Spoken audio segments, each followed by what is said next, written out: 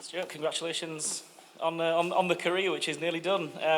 Can you just tell us how you've felt since you started telling people, Stokesy, the team, the world?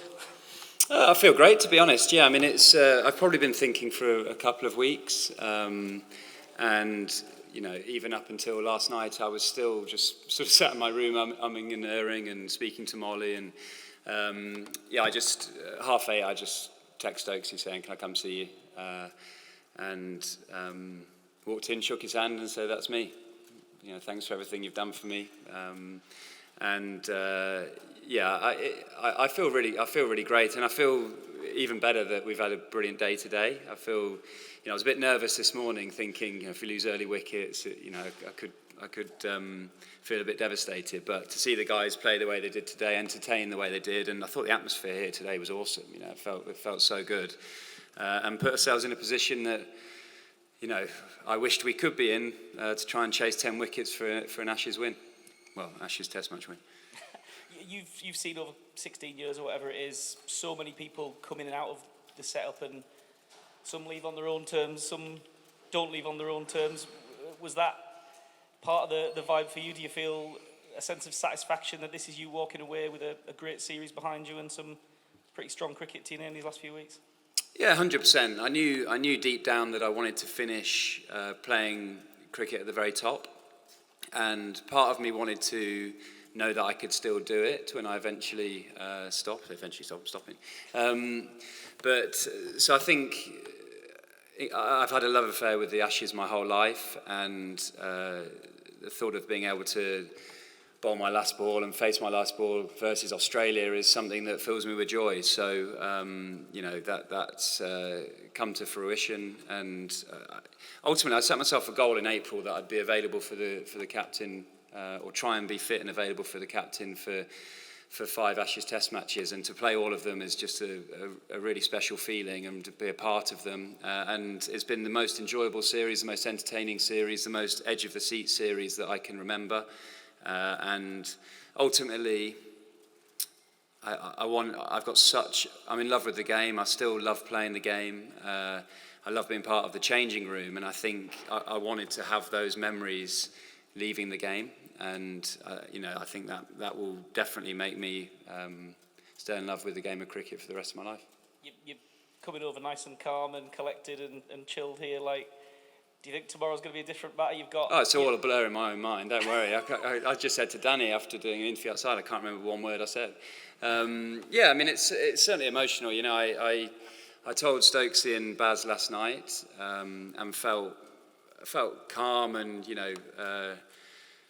sort of uplifted by telling someone outside of my bubble, and then tried to tell Ruti this morning and just couldn't say a word. I just shook his hand again and said, "That's me," and then that was all that could come out. I just couldn't get any words out, and we just had a hug. And then I told the boys in the changing room straight away when we got to the ground. I actually had to, the little football game we play, I'm the chairperson, so the decision maker, so I had to pass the chair over to Ben Duckett. So that's how I started it, and then just said, "Look, boys, this will be my last game." And I think you're going to Sky or into the box now, but I'm going to the golf course. Well, actually, I was saying I'm going to go to the golf course. I'm going to babysitting duties, I think, for Annabella. But no, to be honest, I've got I think it's 12 days coming up through the 100 and a few of the ODIs, which have been in for 6 months or so, which is really exciting to have in the diary. And then the winter, there's obviously nothing at the moment, because I wasn't sure what my winter plans were. So a bit of time with the family, and see where the wind blows. We've got Will, Sonia, Barrett, and Scott. Stuart, are you glad you got a bat today? And can you just talk about walking off with Jimmy at the end there, both not out, and kind of the thought of what tomorrow or Monday could hold in terms of that, and your great mate? Yeah, I walked out to bat, and Woody was out there with a big beaming smile, and he just said, "This is a great honour," like that. And that partnership lasted about 4 balls, didn't it? And then, it was brilliant being out with Jimmy. His reverse sweep, his slog sweep. I think he didn't enjoy Stark's bouncer so much that hit him on the arm. But I think I don't know what we'll do tomorrow. I don't know if we're going to bat on or get bowling straight away. But if we do, what a pleasure to walk out there with Jimmy. With bat in hand, and then probably straight away with ball in hand. And just finishing up here specifically, obviously it's a place where a lot of great careers have ended, but it also was kind of where your career got a kickstart in 2009. Was it in an Ashes test? Is there a sense of full circle at all there for you? I mean, you're dead right. That was when I felt like I belonged on the international stage. The first time I'd really bowled a spell that changed the game and got important wickets. And the Oval's, generally the last test of the summer throughout my career, so it holds incredible memories. I think it's one of the greatest grounds in the world. The crowd today sort of, made that even more strong in my mind how great this place is, and we've got some brilliant memories of winning series here. Obviously, we're not going to win this series, but we can still finish with a brilliant result here. And I think ultimately, if we can get this series to 2-2, we can hold our heads up very high of how we've gone about it, because I think we've all really enjoyed being a part of this series, and although we didn't get it quite right in the first couple of games, I think we've been spectacular since Leeds. So.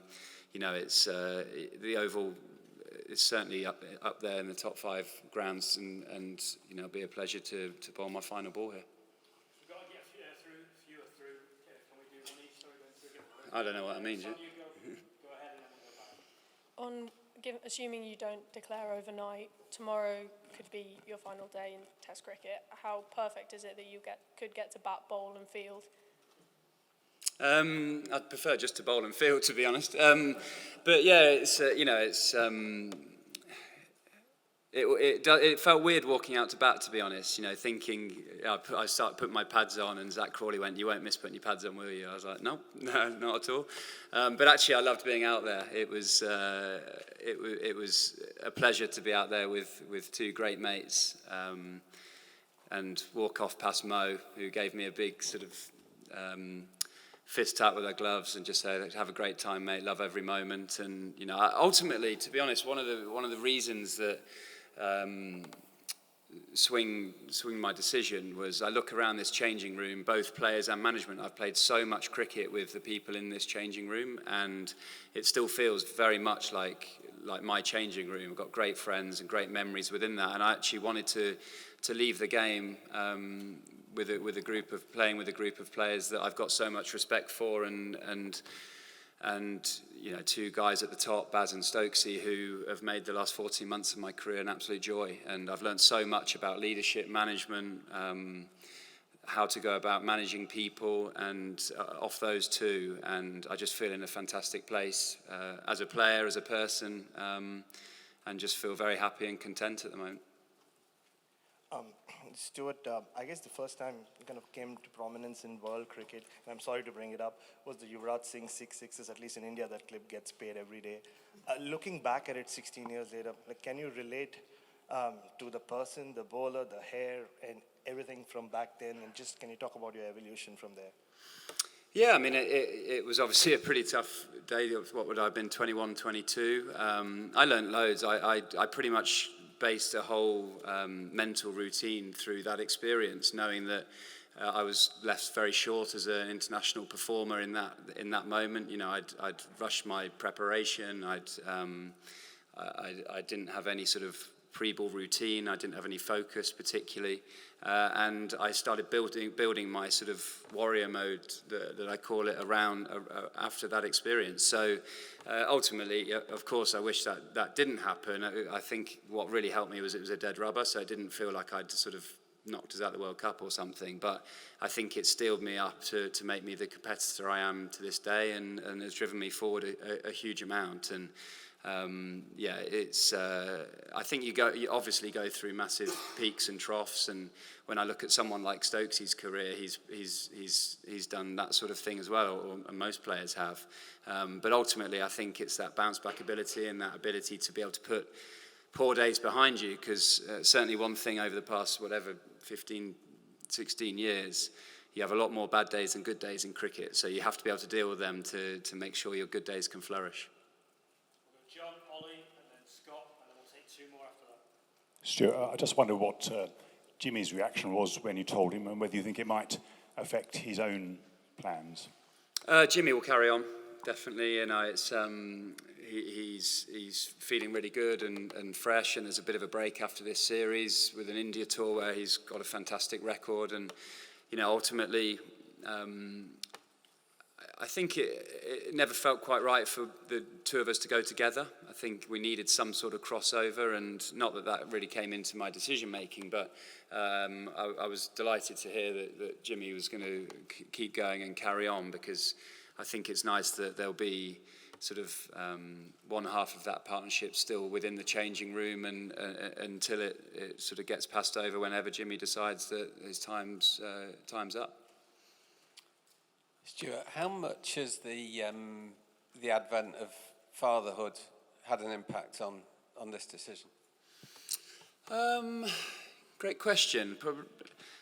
It's a difficult one to answer, really, because there's quite a long break after this series, so I was getting a lot of time off anyway.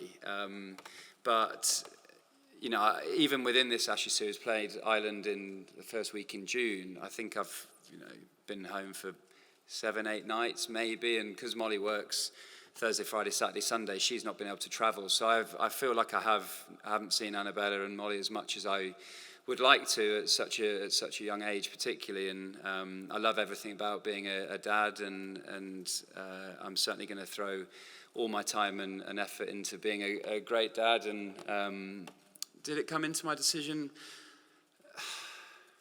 Potentially. You know, there's certainly something that fills my heart with joy that I'll be able to spend a bit more time at home. Stuart, the 151 wickets you've taken against Australia is the most of any bowler in history. A, do you think they'll be relieved that you're not going around again? And B, like, is there anything you think that, like, why do you think you've had the wood over Australia so much, particularly in these conditions?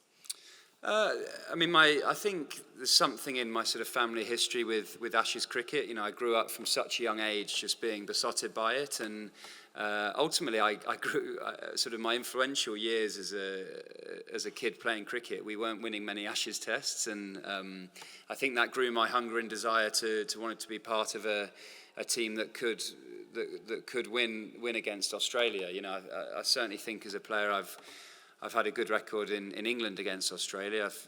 You know, they're such a beast of a team at home. They've been very difficult to get near, apart from 10-11. But ultimately, I think the competitiveness of what Australia bring to cricket brings out the best in me. I love that eye-to-eye battle. I love the energy the crowd brings, and the battle and the rivalry that the crowd brings to it. And you know, I think. I know my emotions have to be sky high for me to be a good bowler, and my competitive spirit has to be sky high for me to be a good bowler.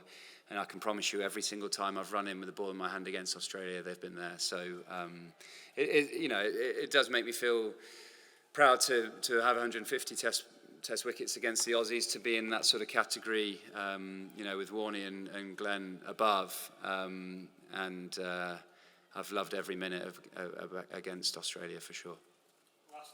Apart from Mitchell Johnson bowling at Brisbane, that was horrific.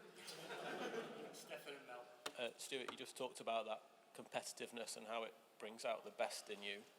How much are you going to miss that competition, because there's been no one potentially more fiercely competitive than you in an England shirt?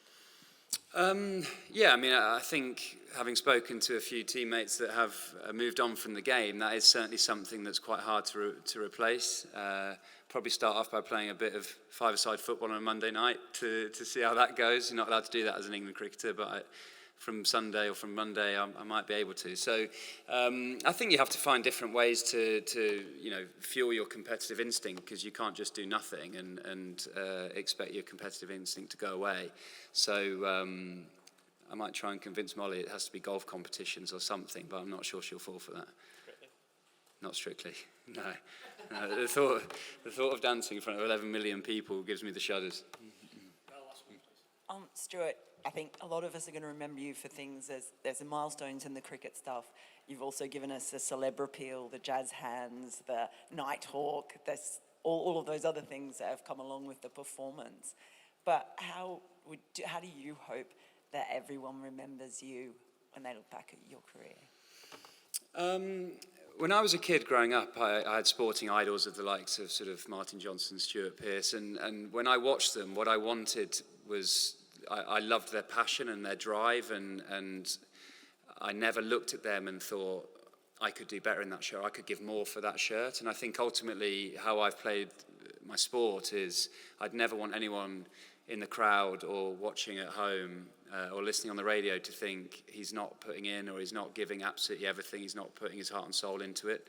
I know I'm not the most skillful player that's played. I know that I need every inch of my competitive spirit and my drive and my effort to get anything out of my ability.